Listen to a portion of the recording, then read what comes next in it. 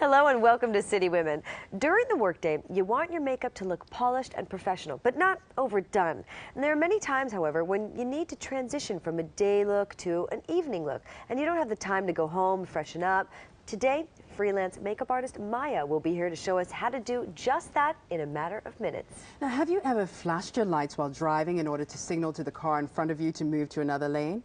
Or have you ever slowed down after passing someone on Sheikh Zayed Road or blasted your horn at other drivers? Well, if you've answered yes to any of these questions, then you may be suffering from road rage. Increasingly congested roadways are a growing source of driver frustration, but studies suggest that the real root of this aggressive driving lies within each of us. To shed some light on this condition, as well as what we can do to cope with it and even prevent it, we'll be joined by Hilary Adele from Inner G Relaxation and Meditation.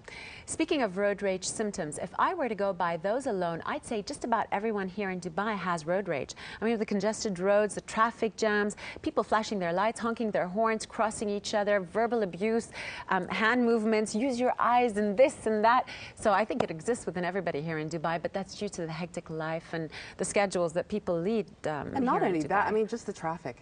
And you know what? I mean, with all the different cultural differences there are in terms of driving, you know, it's easy to get frustrated when you see somebody doing something that you wouldn't normally do in your country.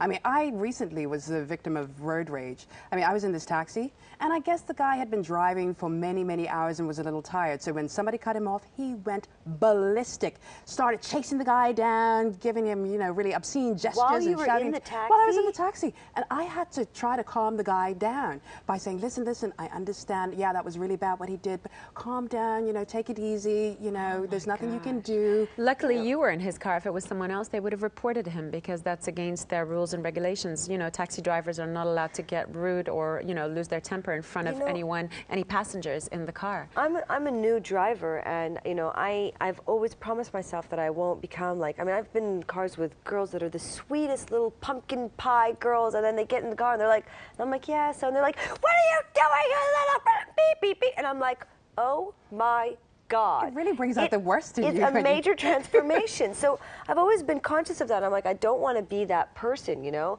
I want to let people through when there's a lot of traffic, and it just, it changes you. The traffic and the congestion changes you so that you're actually pushing your car and about to hit somebody just so that they won't get in. Yep. It's crazy what kind of, it's almost like flashing your lights in the fast lane is etiquette here. It's almost like it's the polite way, as opposed to running up from behind you or cutting you off and slowing down.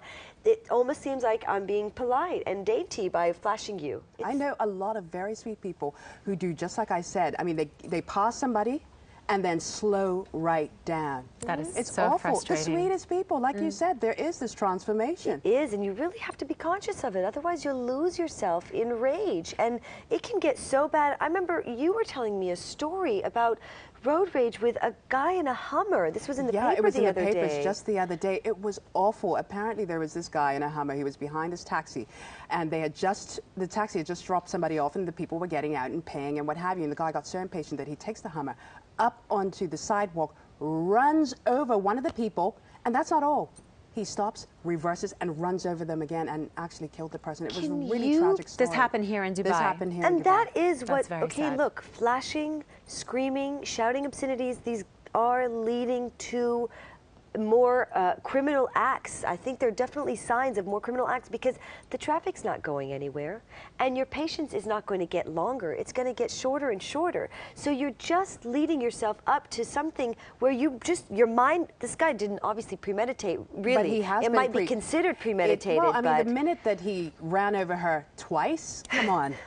That's terrible. He's been charged with premeditated murder. A similar story, not that aggressive and not that violent, took place just a few days ago at my kids' school, where there were two fathers coming to pick up their kids. It was pickup time, and the father in the rear car was flashing and honking to the father in the front car, and I don't know what happened. They got down from the car, and there was a lot of physical abuse. They got a little bit violent, and you know, luckily, a few minutes later, the situation calmed down.